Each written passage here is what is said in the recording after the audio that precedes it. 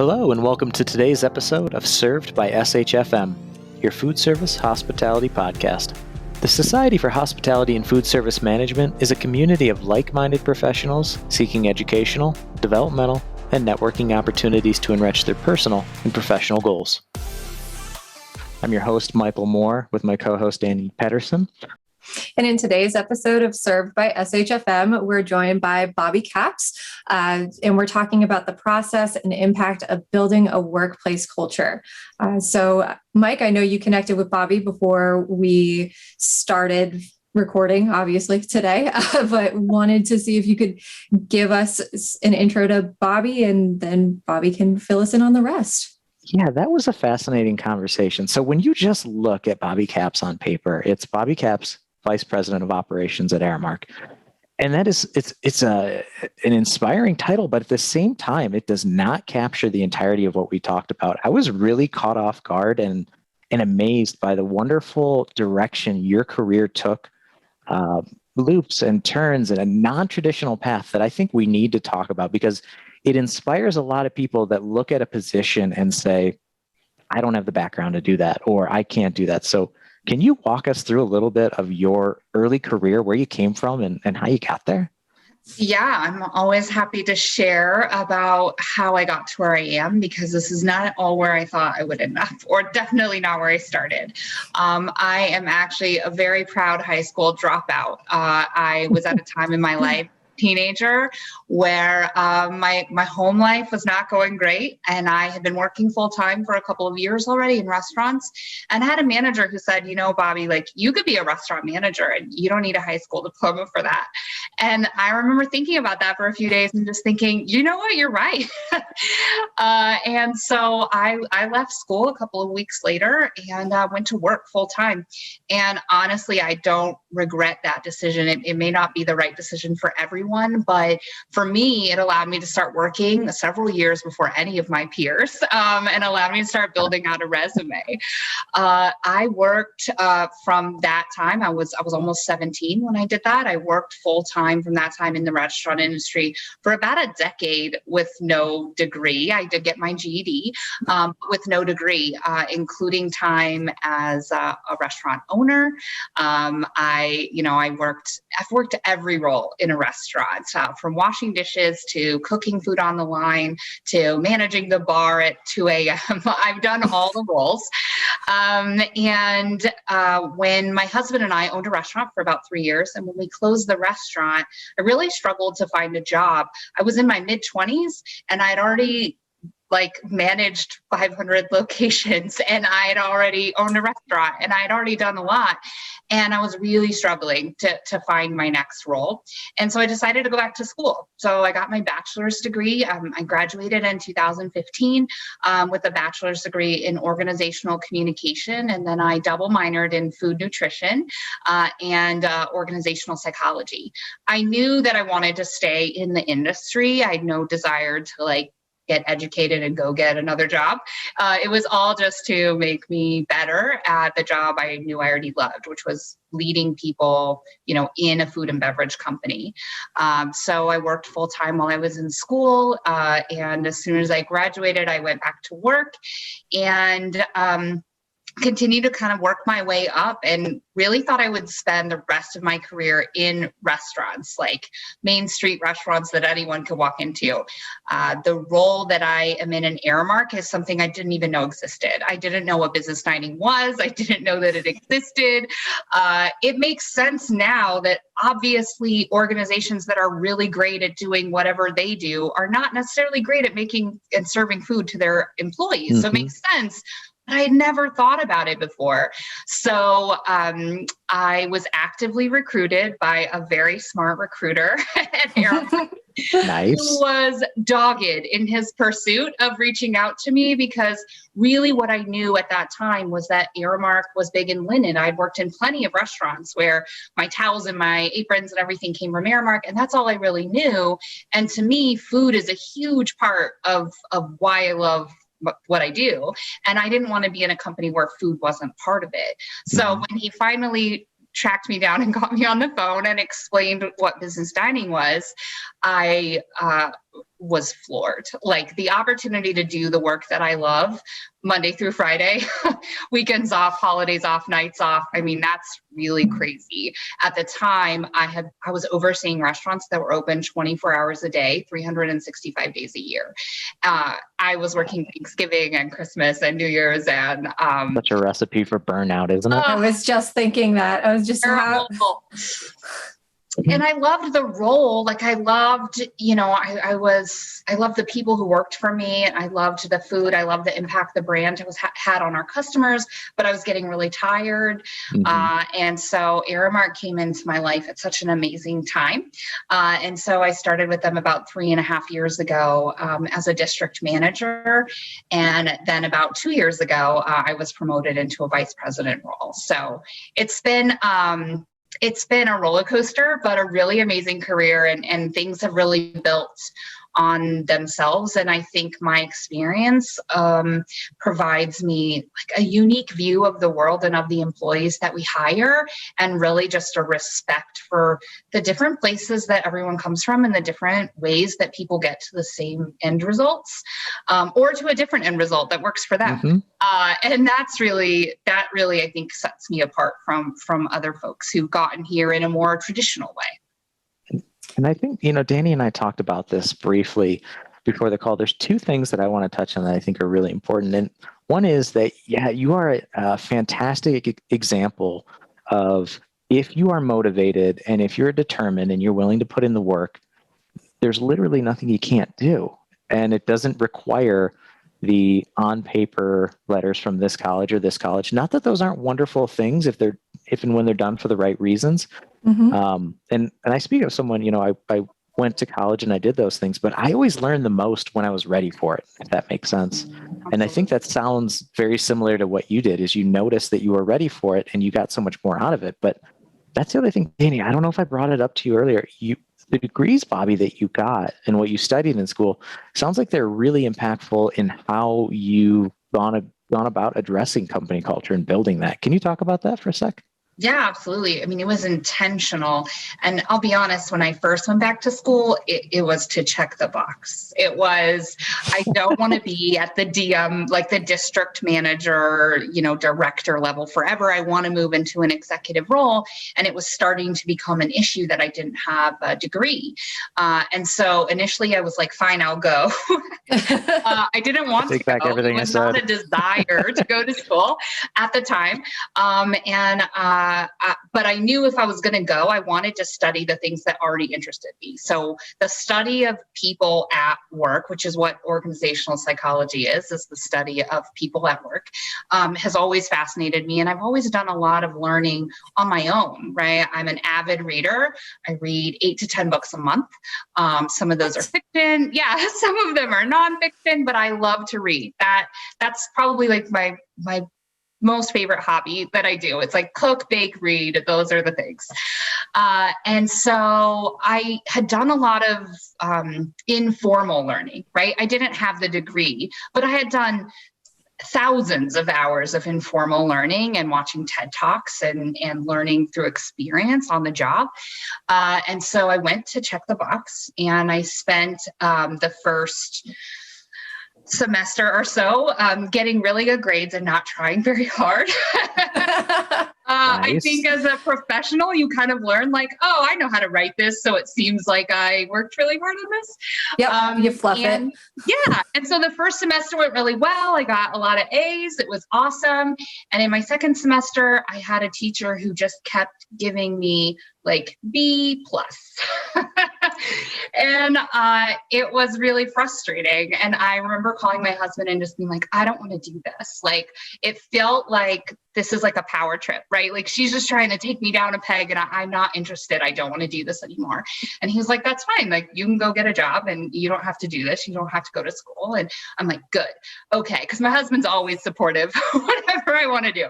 So I went into her office and I had this like very reasoned argument of just, this is good work. And I think if anyone else in your class had turned this in, like, this would not be a B+ paper. So what is it about me that is making you grade me so much more more stringently, because I felt like it was unfair treatment. And she looked at me and she said, well, you're absolutely right. If anyone else in my class had written this, it would be an A paper. And I was like, oh, when I tell people that story, they're like, oh, so she really did hate you. And I was like, no, that was when I realized how much she genuinely cared about me. And she was like, I see that you have a lot of potential and I see what you're doing and it's surface level. Like you need to try harder because I think you have so much potential. And that was a turning point for me. I don't think I would have lasted in school without her mentorship. And she, Wow. Yeah, she retired while I was in school. So she had been teaching a very long time. And her, passion was organizational communication and organizational psychology. And so I knew what I wanted to study, but she really helped me shape like what the study should look like. And she really inspired me. I work very well with clear feedback and not just great job, Bobbi, because I get that a lot, but like clear, like, hey, good job, but like you really should work on X, Y, and Z. That's really impactful for me. And I think for a lot of people. So she taught me a lot and got me to stay in school, but I also adopted a similar style. And people who work for me will tell you that I always have feedback. Like I always have good, but let's work on X, Y, and Z. And I find that for most people, when they work in that environment, people will rise to the bar that you set. If you set the bar low, people will work to that level because that's what's acceptable. Folks who want to work above that level, they'll eventually leave because there's no benefit to working harder. And then if you set the bar high, though, most of those folks will work up to the level that you set. And your true high potential, high performer people will really flourish in that kind of environment. And I think that's what we all really want as leaders.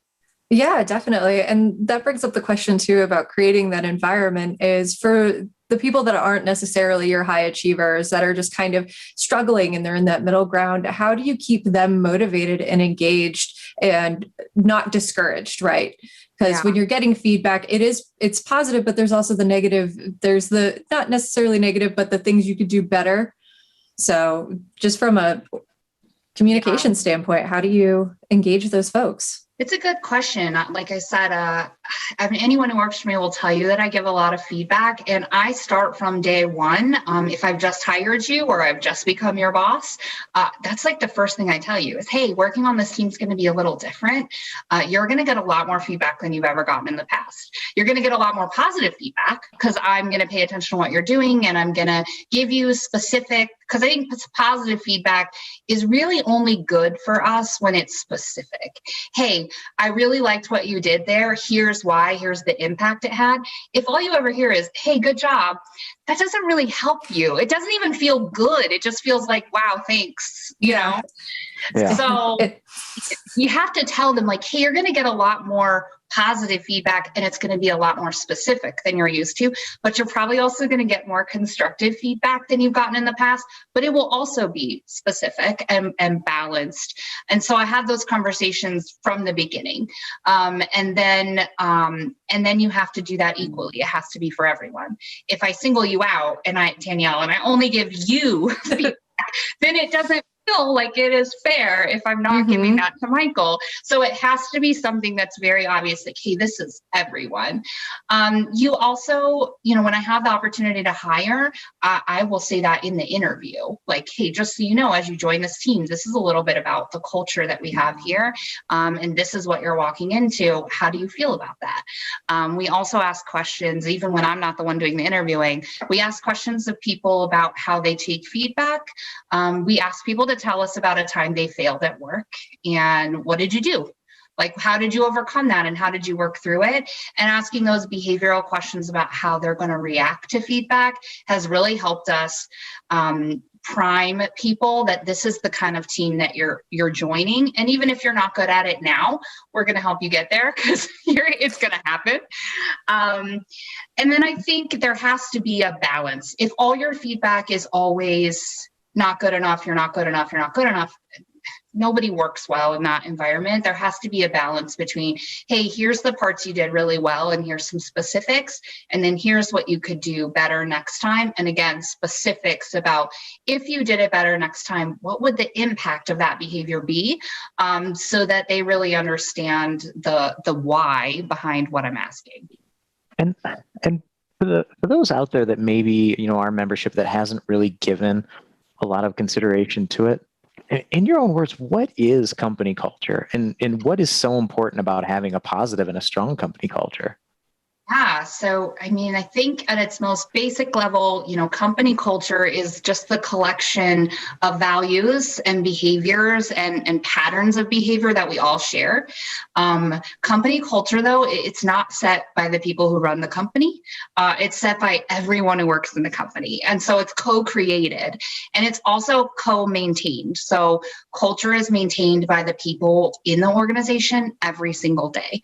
And so if we're all on a team, and our leader says, hey, I want you to innovate, but the culture of our team is, hey, if you mess up, like, you could lose your job. How innovative can we be if we're worried that when we mess up, we might lose our job? Because being innovative means I'm going to try something I've never tried before, which means I'm going to fail some of the time, maybe even most of the time, depending on what the innovation is. But it's going to be that 100th time where the innovation actually works. And so, to answer both the questions at once, like, if your culture is working counter to your goals, you can never get to the goals that you want. And innovation, I think, is one of the ones I look across multiple organizations I've been able to work with in my career. Innovation is one where we act in ways that will never get us what we want. We say out loud, bring me innovation. Danielle, come up with new ideas. Michael, come up with a new product. I want to hear, no idea is a stupid idea. But then we create cultures of fear of, like, if I mess up, if I look stupid, X will happen. I'll get fired. I'll get taken off the project. I will not get that promotion, right? And so we tell people on this side, like, be creative and innovative. And on this side, we're like, don't do that. Do the things you already know how to do really well, and then stop. Yeah.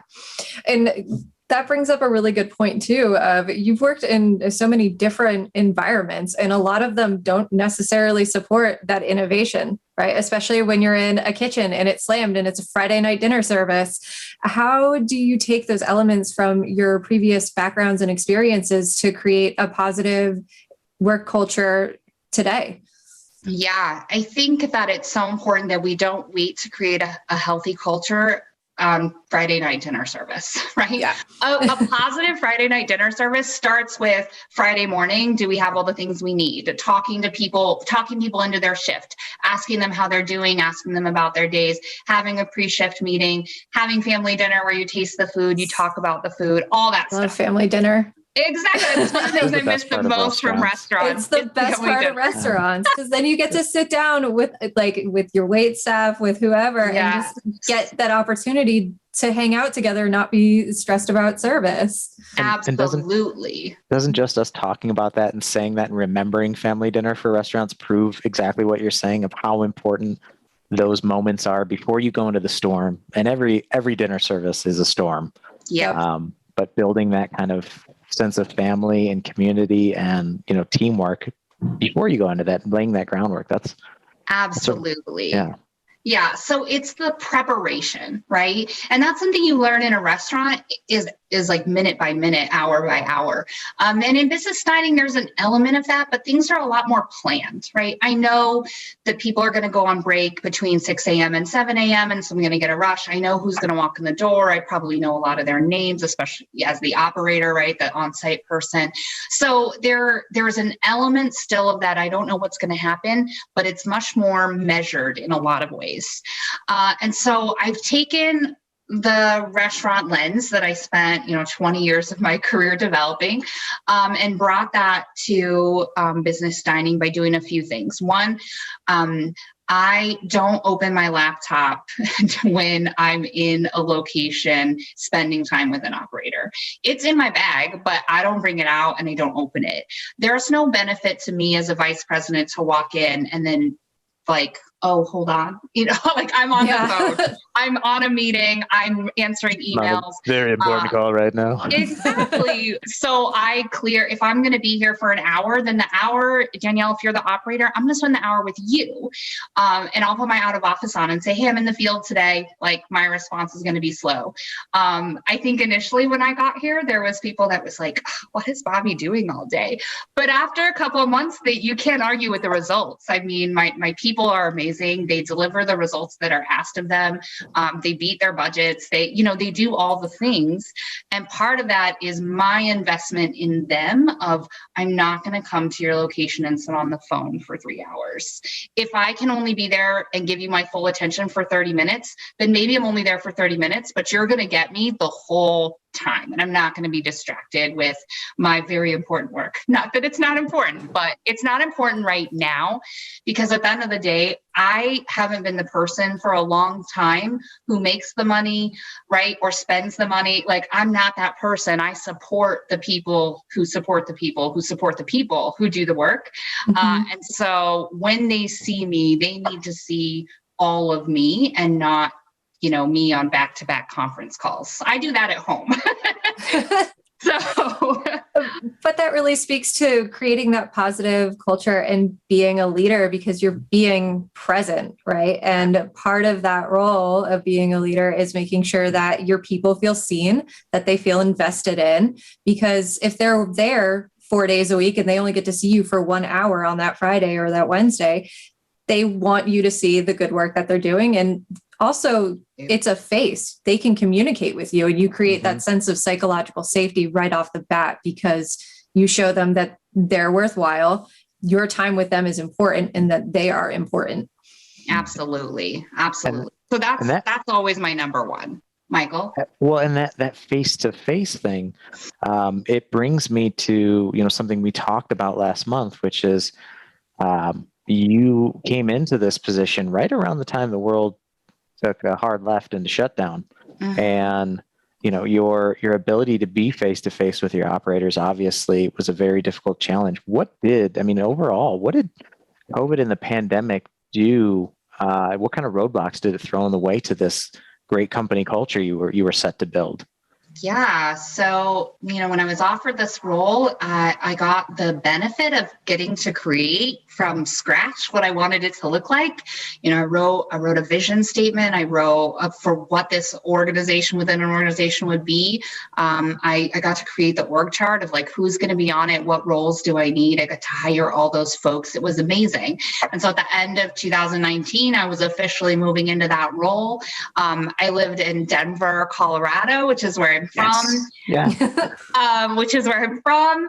And I had to move to Michigan as part of the job. And so the plan was always to move to Michigan in June of 2020 when my son finished school. He was in 4th grade, and I didn't want to move him in the middle of the school year. And so I knew I was going to be working remotely, but I was traveling pretty much every week to Michigan to spend time with the team, hire people, interview, all that.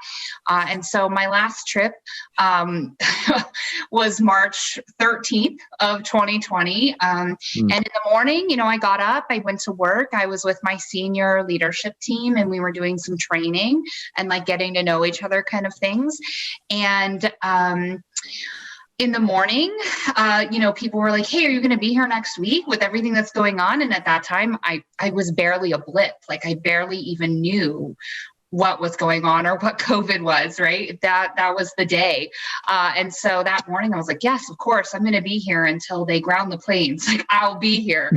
And by the end of the day, it was like, oh my gosh, I hope I can get my plane home. Like, I hope that they don't close the airports before I leave.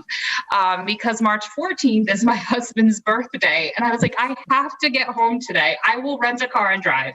I have to be home. And so, I made my plane. The president had a press conference at 3 p.m. Eastern time to talk about whether or not he was going to close the airports. My flight was at 3:05. So we're literally like waiting and like, oh my God, I hope we get to take off. So we did. I got home, and the next morning, the world just stopped moving for a little while. And when it did start moving again, it was at a totally different pace. My husband is a chef, and so he was laid off on his birthday, March 14th. He was laid off. My son was about to go birthday. on. Yeah, happy birthday, honey. I'm home. And I'm home 4 months now instead of being gone every week. And so it was the start of a really interesting journey. And I had already hired most of the team, and they were in Michigan and I was in Colorado.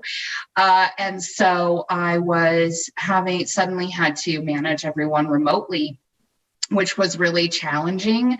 I was used to working from home on Monday and Friday. I traveled pretty much every week or every other week since I've joined Aramark, just because I've always had locations across like a huge territory.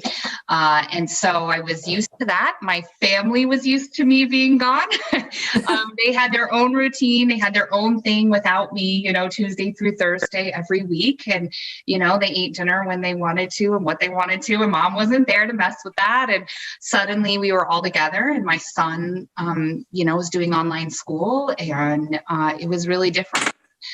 To overcome that, because I didn't move. I did move in June of that year still, but I didn't move then for about 4 months. I was managing them remotely.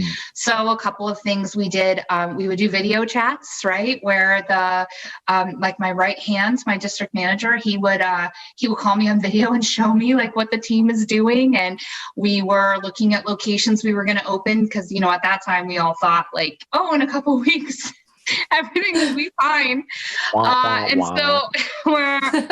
So they would like tour locations with me on video, and I would give feedback, and they would show me the display they're doing. And, our client needed to feed their essential workers. And so in like a 6 or 8 week period, we made hundreds of thousands of box lunches to feed those employees, to make PPE. And, pretty much overnight, we had to figure out how to serve people across the country. It was a really crazy experience.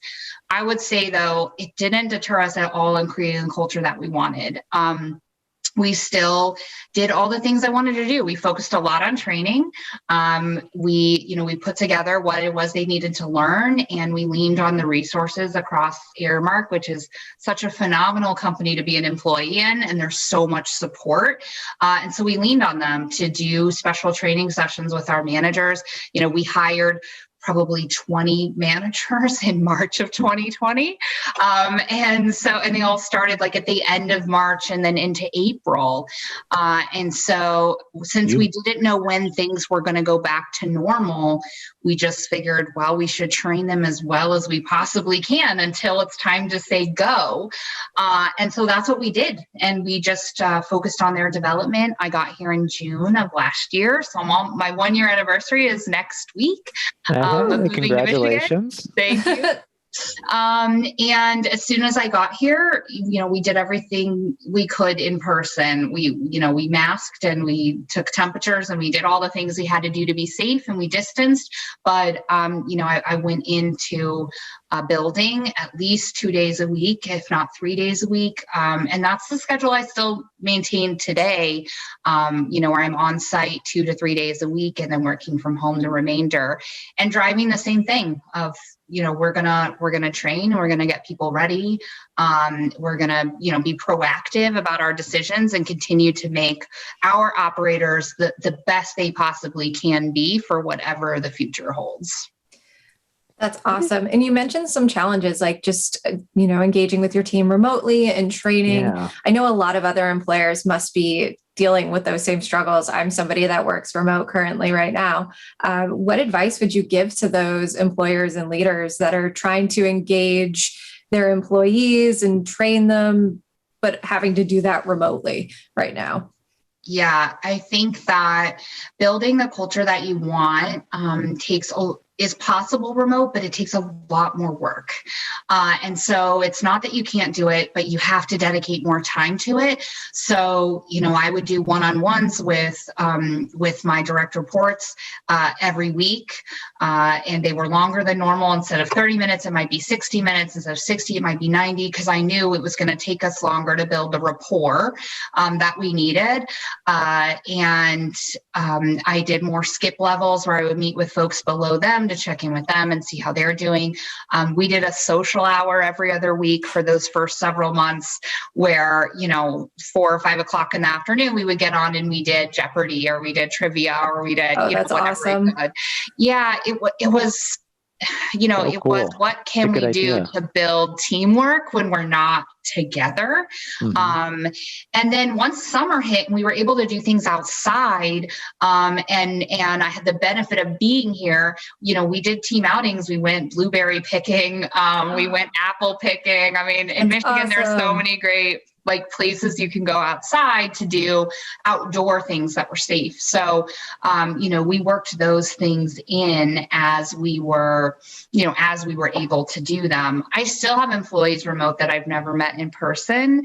Places I can drive to, I go. So I drive to Chicago, I drive to Kentucky and Ohio where we have locations.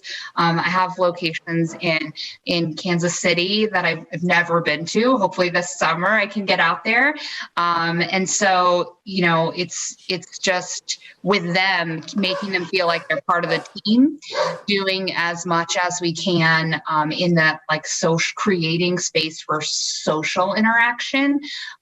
We also have we use GroupMe, which is a group messaging app to share photos of food, right? We're food people. So Nice. Even when folks are working from home, it's send us pictures of what you're making for your family, right? Because you can't send us food of what you're making at work right now.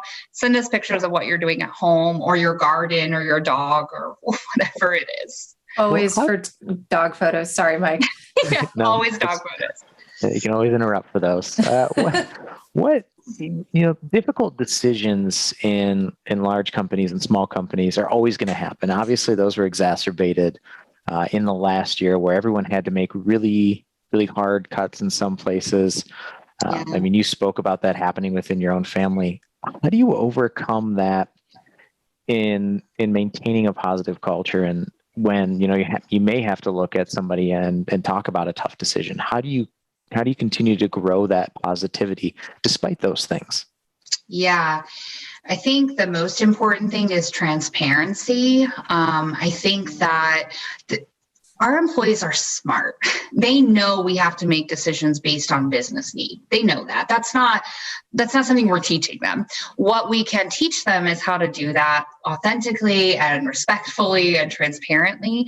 And so from the beginning, we had a weekly call, and in those first few months, some of them were really hard calls, but more like town hall calls where they could ask me whatever was on their mind and whatever they were worried about. And some of them were really hard, right? They were asking me questions that I'm like, oh God, I don't know. And being honest with them, because sometimes I legitimately didn't know, right? And just saying I don't know what the future is going to hold for that. As soon as I know, I will give you more information, right? And really building with my team that I will tell you as much as I can, as soon as I can. Because sometimes, unfortunately, I do know, and I can't tell you yet. That's also part, the farther you move up in an organization, the more you become privy to information that you can't share widely. And so, also building it in the beginning when no one knew anything, and then making sure my team know, hey, sometimes I do know and I can't share it with you, but as soon as I can, I promise I will. And then being transparent. There were some they were all hard cuts. There were no easy cuts. There were no easy, oh yeah, it's easy to get rid of that person. That's not easy for us. No. And so every time we made that, I made a point of sharing it with the team, what was coming, and thanking those folks for what they brought, right? And so sharing we are so sorry to see so-and-so go. Here's what they brought to our team. We're so grateful that they did X, Y, and Z, and giving them, a fair send-off of the things they did for our team while they were here, and making sure that when they leave, they feel respected and they understand that while these are hard decisions, they are decisions that have to be made, and that we made them fairly and openly and honestly. And that's, so for me, part of a positive work culture, it's not just your onboarding, but it's also how you let people go when those opportunities, when those outcomes happen, right? And so when you give people a proper send-off and you treat them like human beings and show that you respect the work that they put in and dedicated to your organization, that speaks a lot for the leadership. Absolutely. Because especially in hospitality, you don't get that fair send-off more times than not. Yeah, we've all been there where you just like show up for work and somebody's just not there. And you're like, what happened? Or you show up for work and somebody's just like, okay, bye. Yeah, exactly. I mean, there were some really hard years, like in the late aughts, right, where there were people going to work and the doors were locked and they never opened again. And you're like, like there were some really hard years in our industry around staffing. And I think that what I've learned being on the other end of that as an employee, right, is that, again, employees are smart. They know business decisions have to be made, and they know sometimes that they will not benefit from those decisions. Like they will be on the bad end of those decisions. They already know that.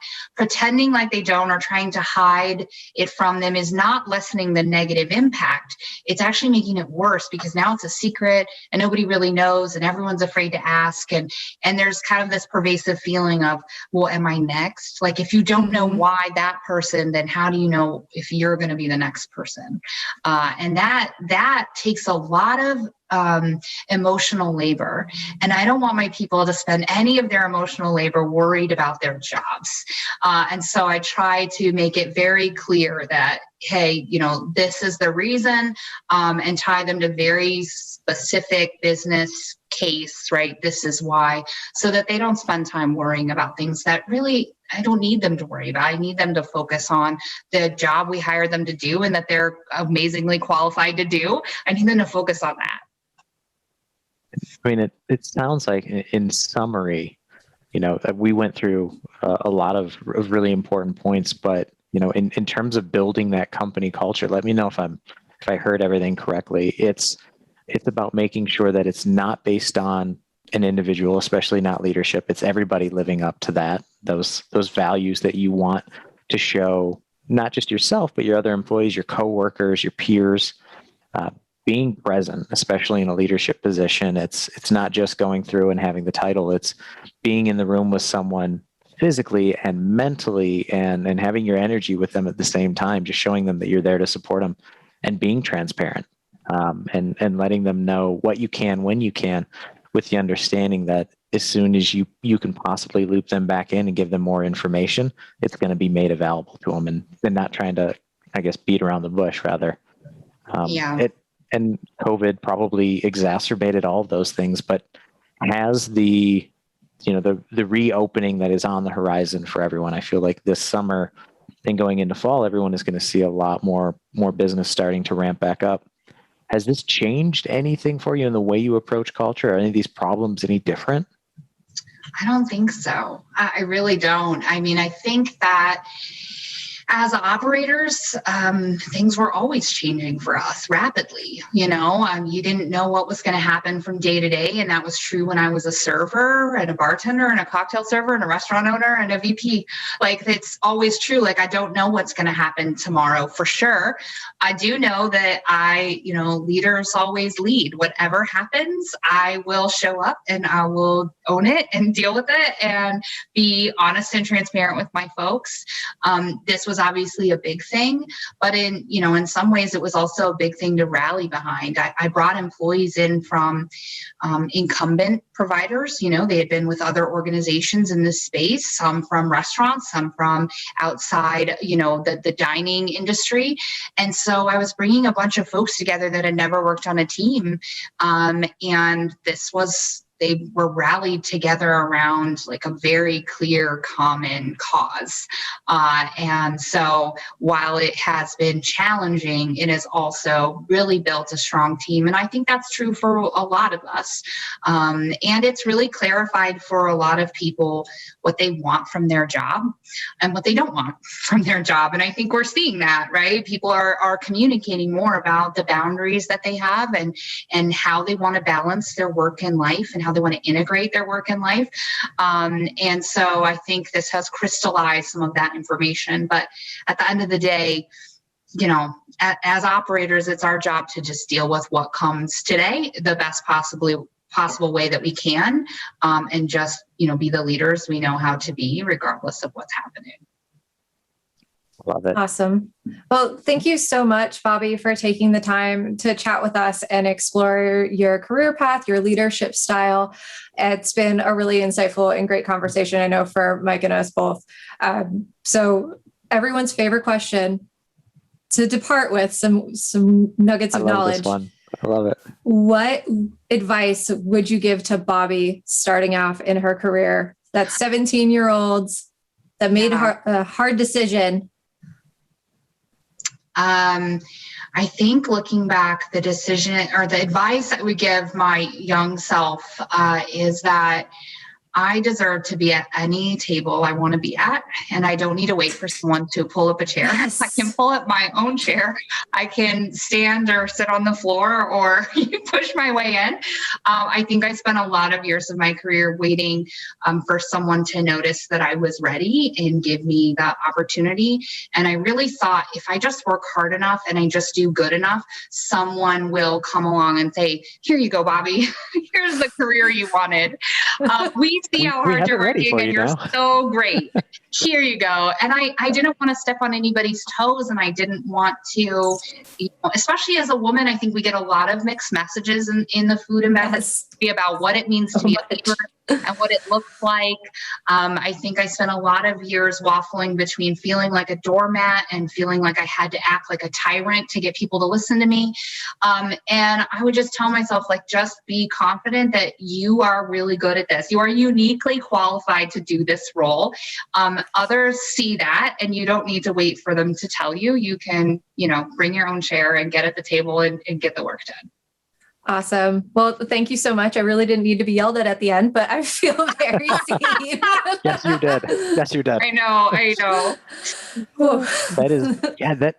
That's such an important point, though. It's no one is ever going to watch out for your career more than yourself.